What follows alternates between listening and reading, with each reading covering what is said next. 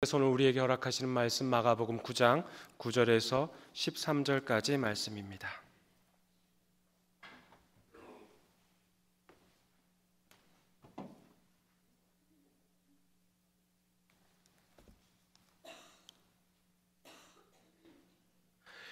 하나님의 계시의 말씀을 한 목소리로 받들어 읽겠습니다. 그들이 산에서 내려올 때에 예수께서 경고하시되 인자가 죽은 자 가운데서 살아날 때까지는 본 것을 아무에게도 이르지 말라 하시니 그들이 이 말씀을 마음에 두며 서로 문의하되 죽은 자 가운데서 살아나는 것이 무엇일까 하고 이에 예수께 묻자와 이르되 어찌하여 서기관들이 엘리야가 먼저 와야 하리라 하나이까 이르시되 엘리야가 과연 먼저 와서 모든 것을 회복하거니와 어찌 인자에 대하여 기록하기를 많은 고난을 받고 멸시를 당하리라 하였느냐. 그러나 내가 너희에게 이르노니 엘리야가 왔으되 기록된 바와 같이 사람들이 함부로 대우하였느니라 하시니라. 아멘. 교회 여러분 평안하셨습니까? 한 주간 평안하셨습니까? 평안이란 이 단어가 안녕하셨습니까? 라고 엿주는 것이 얼마나 이게 절실하게 다가오는지 모르겠습니다. 이 자리에 함께 참석하신 우리 모든 교우님들, 우리 주님의 크신 사랑과 은총과 평화가 함께 하시기를 간절히 소망합니다. 러시아의 작곡가 림스키-코르사코프가 쓴 세헤라자데라는 곡이 있습니다. 참 감미로운 곡이고요. 가을과 겨울에 어울리는 곡, 또 특히 제3악장을 듣고 있으면 야, 참 좋다 생각이 저는 들더라고요. 여러분은 모르시겠지만, 잘 모르겠지만요. 그 림스키 코르사코프가 쓴 세헤라자데가 그 이야기의 내용이, 이 곡의 내용이 이렇습니다. 옛날에 한 왕이 있었어요. 근데 그 왕은 여인과 결혼하고 나면 첫날 밤을 보내고 그 여인을 바로 죽였어요. 그러니까 잔혹한 왕이었던 거죠. 이게 뭐 하루 이틀 이런 게 아니에요. 계속 그랬던 거예요. 그런 상황을 알게 된 한 지혜로운 여인이 이 왕과 결혼하였어요. 결혼하고 이 왕에게 재미있는 이야기를 들려준 겁니다. 신바드, 또 알라딘, 또 알리바바 40인의 도둑, 이런저런 이야기를 들려주는데 왕에게 이야기를 들려주면서 절정에 이를 때쯤 되면 왕이시여, 오늘은 여기까지입니다. To be continued 이러는 거예요. 그러니 여러분이 왕이라면 그 이야기 그 다음이 궁금해요? 궁금하지 않아요? 궁금하죠. 궁금하니까 그 다음날 또 이야기를 듣는 거죠. 이야기를 한참 듣고 나는데 또 절정에 달할 때쯤 되면 왕이시여, 오늘은 여기까지입니다. 그 이야기를 들려준 이야기의 내용이 천일야화이고요. 그 천일야화에 등장한 인물이 세헤라자데입니다. 그래서 림스키 코르사코프는 그 세헤라자데, 그 등장인물 중에 한 여인을 곡에 이름을 집어넣은 거죠. 천일야화니까 이 여인이 이야기를 며칠 동안 들려줬다는 거예요? 천일 동안 이야기를 들려주면서 이 잔혹했던 왕의 마음이 살살 슬슬 녹아들어가 마음이 온유해져서 그 여인과 행복하게 살았답니다. 끝! 이야기가 그래요. 그 이야기를 들으면 이제 하나의 그 이야기의 가르침이라는 게 있겠죠. 이야기에 대한 가르침. 첫 번째는 이야기에는 힘이 있다라는 거예요. 그러니까 서사에는 힘이 있다라는 것이죠. 예수님께서 이 땅에 오셔서 하나님의 나라와 관련된 말씀을 이야기로 전해주셨잖아요. 스토리텔링으로 하셨잖아요. 그만큼 이야기에는 힘이 있다라는 것이고요. 두 번째는 어떤 하나의 궁금증이, 어떤 사람들이 궁금증을 가지고 있다라면 그 궁금증을 파헤쳐내기 위해서 듣고 또 질문하고 또 질문하는 그런 본성이 우리 인간들에게 있다라는 거예요. 그러니 그 왕이시여 여기까지입니다 라고 하니 궁금증이 발동하니까 그 다음 날도 듣고 그 다음 날도 듣고 그랬다는 거죠. 오늘 말씀에 나오는 제자들도 그러한 궁금증이 발동하는 겁니다. 오늘 말씀의 제목이 꼬꼬무죠. 꼬꼬무. 꼬리에 꼬리를 무는 궁금증. 제자들은 예수님과 함께 높은 산에 올라갔습니다. 그래서 아주 기가 막힌 상황을 보는 거잖아요. 예수님께서 변화되셨어요. 아주 희디 흰 옷, 어떠한 세탁업자도 빨래하는 사람도 그렇게까지 희게 할 수 없는 그 희디 흰 옷과 그 옷에 그 주변에서 광채가 났습니다. 그리고 예수님께서는 구약의 두 인물인 모세와 엘리야를 만났어요. 세 사람이 대화하는 것을 본 거예요. 그러니 제자 중에 한 사람인 베드로가 뭐라고 합니까? 주님, 여기가 좋사오니 당신들을 위해서 이곳에 초막셋을 짓고 싶습니다 라고 이야기하잖아요. 그게 뭐예요? 높은 산, 그냥 거기에 머물러 있고 싶다는 거예요. 내려가고 싶지 않다는 거예요. 그러나 오늘 본문 구절은 이렇게 시작하죠. 그들이 산에서 내려올 때에, 한번 따라해 볼까요? 그들이 산에서 내려올 때에,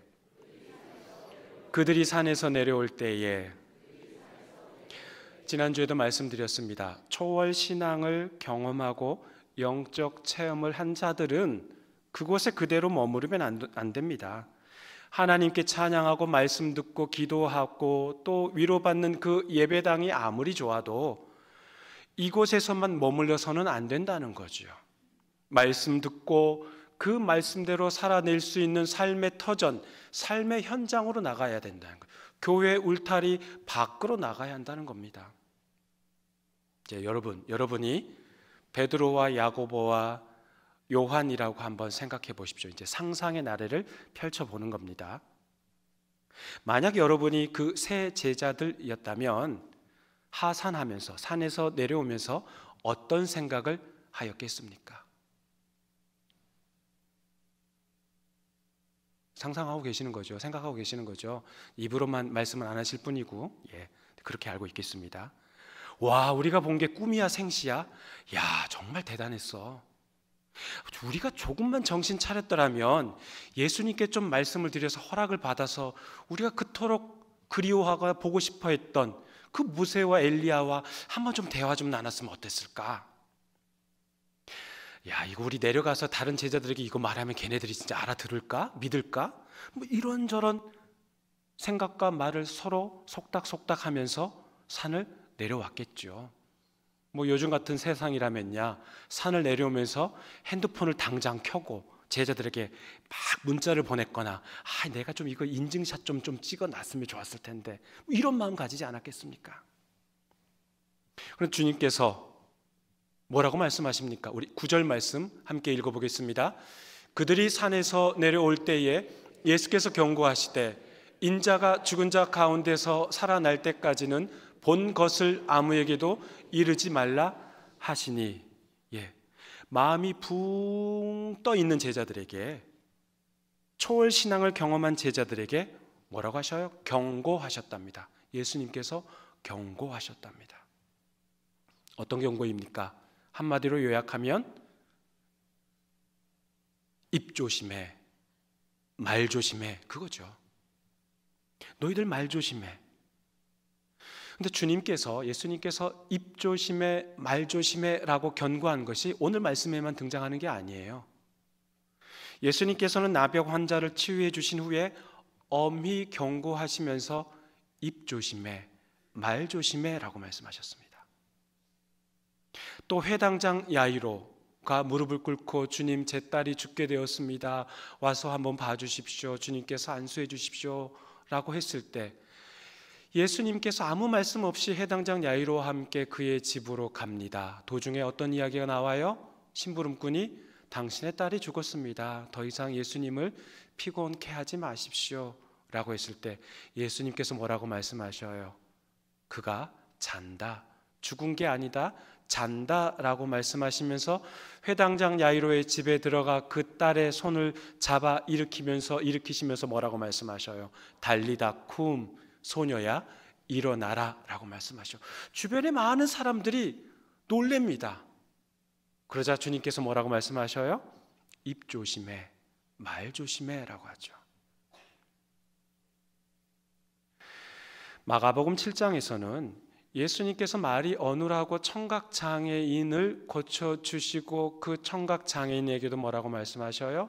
입 조심해, 말 조심해라고 합니다. 심지어는 마가복음 1장 34절에서는 귀신이 예수님을 알아본 거예요. 그러자 예수님께서 뭐라고 말씀하셔요? 지금까지 제가 계속 무슨 이야기 했어요? 그렇죠. 입 조심해, 말 조심해라고 말하는 겁니다. 오늘 본문 9장 바로 전장인 8장에서도 예수님은 제자들에게 너희는 나를 누구라 하느냐라는 그 질문에 베드로가 이렇게 말씀하죠. 대답하죠. 주님은 그리스도십니다 라고 대답하자 주님께서 뭐라고 말씀하십니까? 자기의 일을 아무에게도 말하지 말라 경고하시고, 이게 무슨 말이에요? 입 조심해, 말 조심해, 그거죠. 메시아로 오신 예수께서 여러 사역을 하실 때마다 그 이후에 입 조심해, 말 조심해 라는 그런 의미로 경고하셨다는 겁니다. 그런데요, 오늘 본문은 조금 다릅니다. 언제까지 입 조심해, 말 조심해 라고 나옵니까? 인자가 죽은 자 가운데서 살아날 때까지 라고 말하죠. 기간이 딱 정해져 있는 거예요. 그러면 제가 여러분께 여쭤보겠습니다. 초월적인 그러한 신앙을 체험한 제자들, 그들은 언제까지 말 조심하면 되는 겁니까? 예수님이 부활하실 때까지. 그렇죠?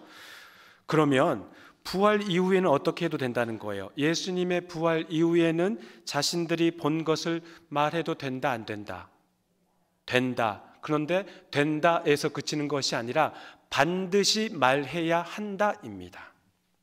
예수의 부활 이후에는 그들이 경험했던 그 모든 것을 반드시 선포하고 전파해야 하는 겁니다.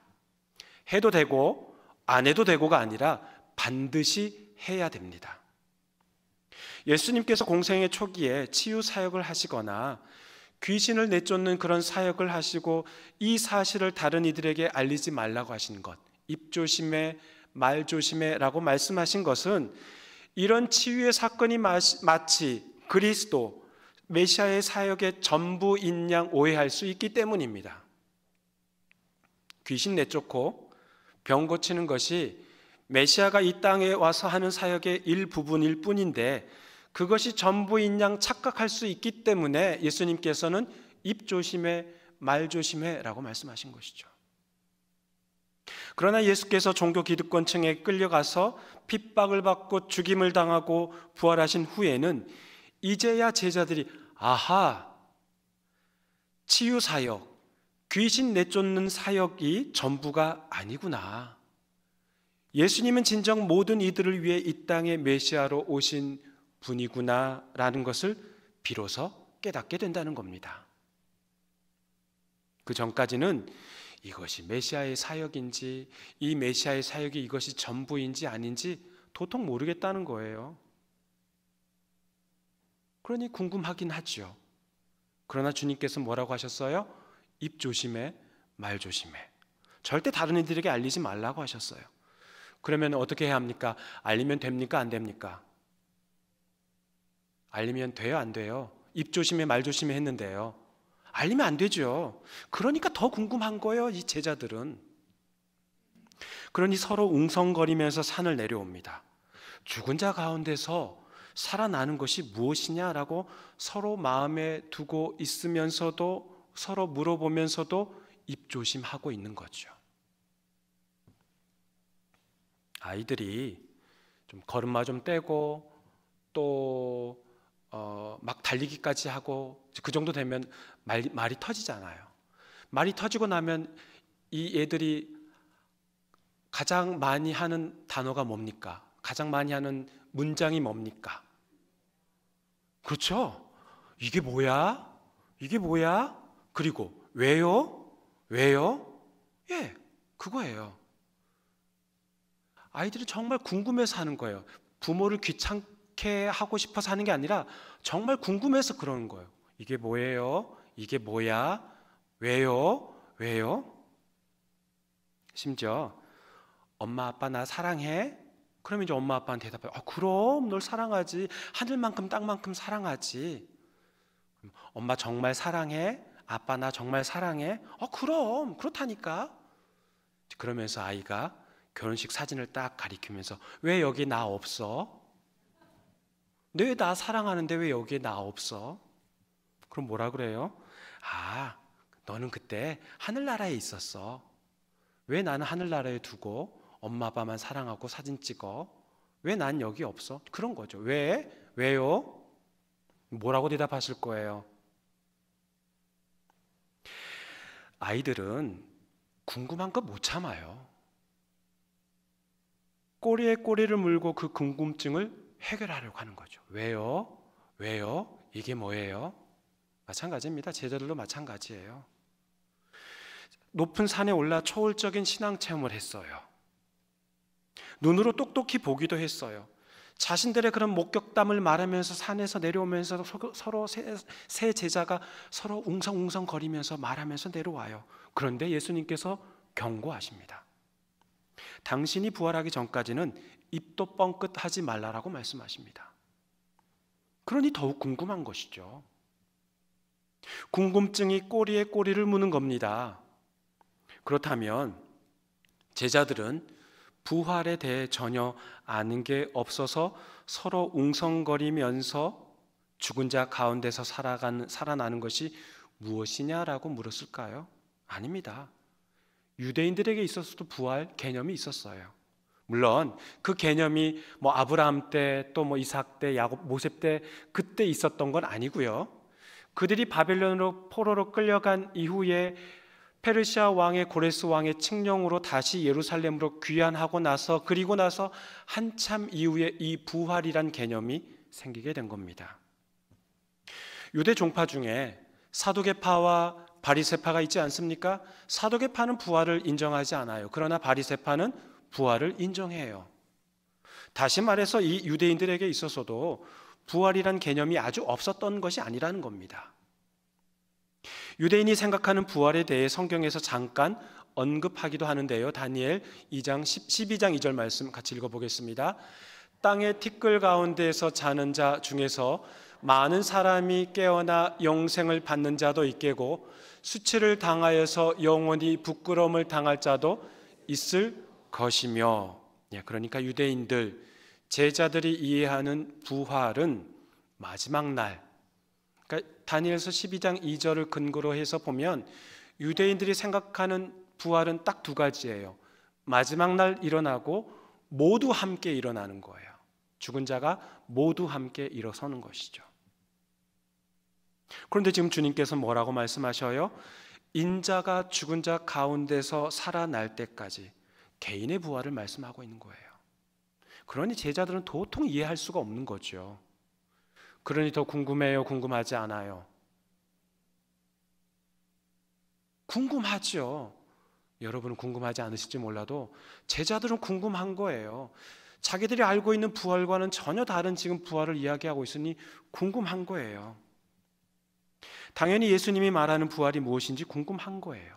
제자들이 아는 부활은 언제 일어난다고요? 종말의 때, 마지막의 날, 그리고 모두가 함께 일어나는 거예요. 죽은 자가. 그러니 제자들이 궁금해서 질문합니다. 예수님께서 부활에 대해서 말씀하셨으니 제자들은 종말의 날과 관련되어 연관해서 질문하게 됩니다. 11절에 나오죠. 어찌하여 서기관들이 엘리야가 먼저 와야 하리라 합니까? 라고 또 묻습니다. 율법학자들은, 서기관들은 엘리야가 먼저 오고 메시아가 온다라고 생각한 거예요. 그 근거는 말라기 4장, 구약성경 말라기 4장 5절 말씀인데요. 제가 읽어보겠습니다. 여호와의 크고 두려운 날이 이르기 전에 내가 선지자 엘리야를 너희에게 보내겠다라는 그 말씀을 근거로 그들은 마지막 날, 종말 직전에 엘리야가 오고 그리고 메시아가 온다라고 생각한 거죠. 이 여호와의 날, 크고 두려운 여호와의 날은 심판의 날이면서도 동시에 구원의 날입니다. 심판의 날은 박해하는 박해자, 핍박하는 자들에게 있어서는 심판의 날이 되지만 핍박을 당하는 자 입장에서는 그날이 구원의 날인 것이죠. 그러니까 로마 제국에 지금 억압당하고 박해를 받고 있는 유대인들에게 있어서는 마지막 날 종말의 날이 오면 그들에게 있어서는 그날이 심판의 날이에요, 구원의 날이에요. 구원의 날이 되는 거죠. 구원의 날. 여러분, 새 제자가 높은 산에 올라가서 초월적인 신앙을 경험했을 때 그 말로 표현하기 힘든 광경을 봤어요. 그 중에서 구약의 인물 중에 누구를 봤어요? 누구를 봤어요? 엘리야를 봤어요. 엘리야를 봤어요. 예수님이 엘리야와 모세와 대화가 있던 것을 그들이 본 거예요.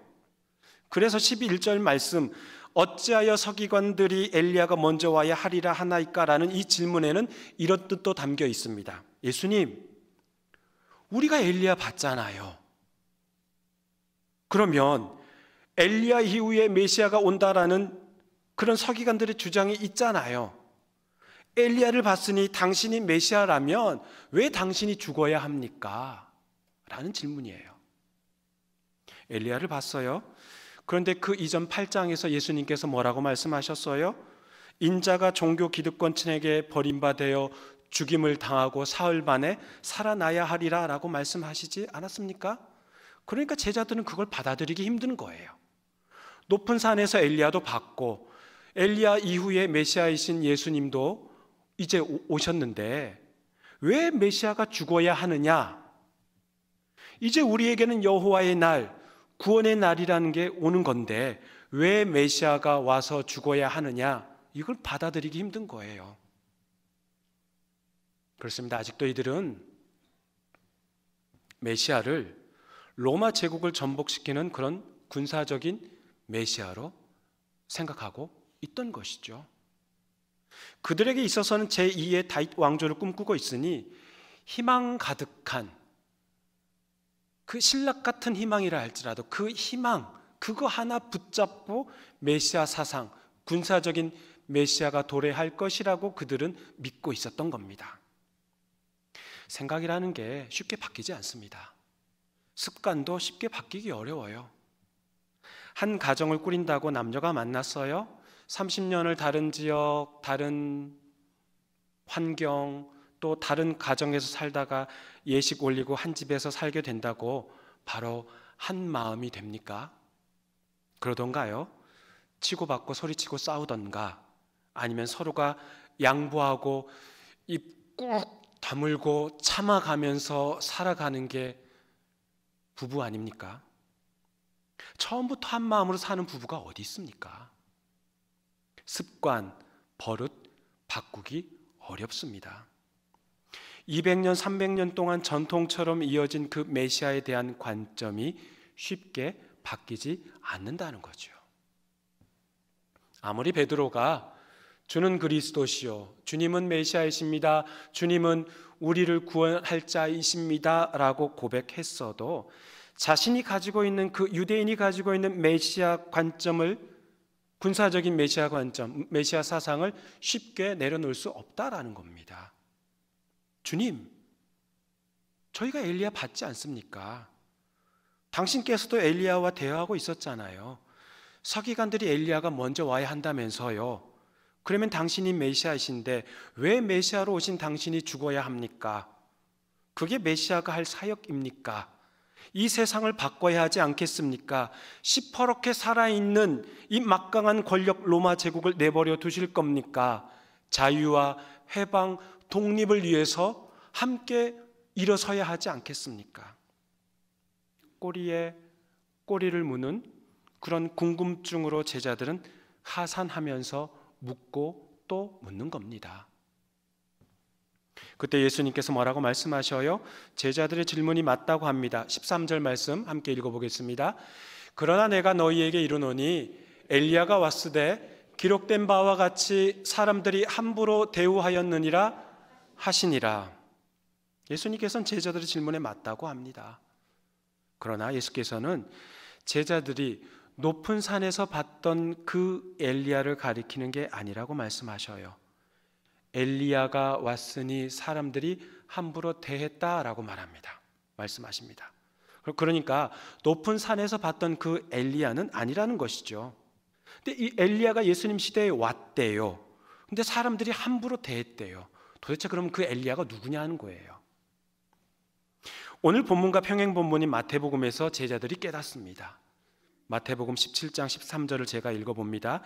그제서야 제자들이 예수께서 말씀하신 것이 세례 요한인 줄을 깨달으니라.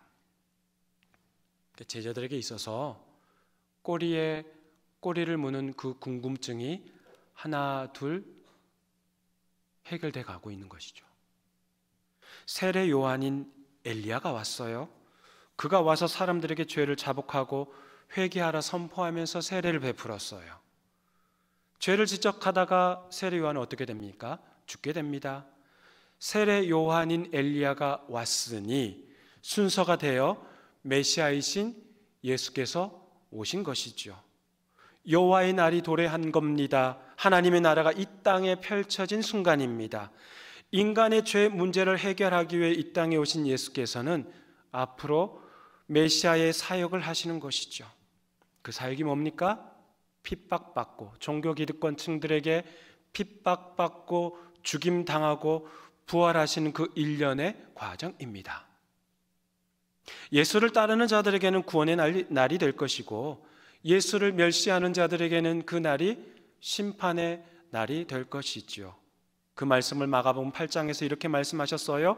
누구든지 자기 목숨을 구원하고자 하면 잃을 것이요 누구든지 나와 복음을 위하여 자기 목숨을 잃으면 구원하리라. 사랑하는 교회 여러분, 그렇다면 꼬리에 꼬리를 무는 궁금증이 이 제자들에게 있어서 모든 것이 다 그 궁금증이 해결된 겁니까? 아니에요. 그렇지 않습니다. 제자들이 언제 깨달아요? 언제 알아요? 예수께서 십자가에 죽으시고 부활하신 후에야 그 모든 사건을 이해하게 되고 가슴으로 받아들이게 되는 믿음이 생기는 거죠. 그러니까 십자가를 통과해야만 알게 된다는 거예요. 예수님의 부활을 경험해야만 비로소 깨닫게 된다는 겁니다. 사랑하는 교회 여러분, 여러분은 부활하신 예수님을 만나셨습니까? 예수 그리스도가 나의 구원자이시고 구세주이심을 믿으십니까? 어떤 목사님이 그러시더라고요. 예수를 믿었다고 해서 자기한테 좋은 일이 생기는 건 하나도 없답니다. 그러나 예수를 믿으면 자기가 좋은 사람이 된답니다. 예수를 믿어 내 안에 계신 성령께서 참 기쁨과 은혜를 부어주셔서 참된 그리스도인, 이웃들에게 따스한 사랑을 전하는 그리스도인이 되니 자기가 좋은 사람이 된다는 거죠. 오늘은 대림절 두 번째 주일이면서 성서주일입니다. 태초에 말씀이 계셨는데 그 말씀이 하나님과 함께 계셨습니다. 그 말씀이 육신을 입고 이 땅에 오신 것이죠. 그 말씀을 우리는 매일 읽고 묵상하고 있습니다. 꼬리에 꼬리를 무는 그런 궁금증을 하나씩 베일을 벗겨 제자들에게 설명해 주신 예수 그리스도셨습니다. 그 말씀이신 예수께서 우리가 성경 말씀을 접할 때마다 우리가 가진 껍질처럼 단단한 궁금증을 성령 하나님을 통해 하나씩 껍질을 깨고 깨달음을 주실 줄 믿습니다. 성서주의를 맞이하는 이 시간, 꼬리에 꼬리를 무는 그 모든 궁금증을 친절하게 설명해 주시는 성령 하나님을 굳건히 믿고 나아가는 저와 여러분이 되시기를 주의 이름으로 축원합니다. 하나님 아버지 감사합니다. 말씀이 육신이 되어 이 땅 가운데 오셨습니다. 제자들은 초월적인 신앙을 통하여서 체험을 통하여서 높은 산에서 모든 것을 봤으나 우리 주님께서 부활하시는 그 날까지는 입 꼭 다물고 입 조심하라고 말씀하셨습니다. 이제 주님께서 죽으시고 부활하셔서 승천하신 이후에 그들은 담대히 자신들의 경험을 목숨을 내놓고 선포하였습니다. 그 말씀을 지금 우리가 받아들이고 믿음으로 아멘으로 순종합니다. 이 말씀을 받아들이며 이 말씀을 담대히 선포할 수 있는 저희들의 삶이 되도록 성령께서 역사하여 주시옵소서. 예수님의 이름으로 기도하옵나이다. 아멘.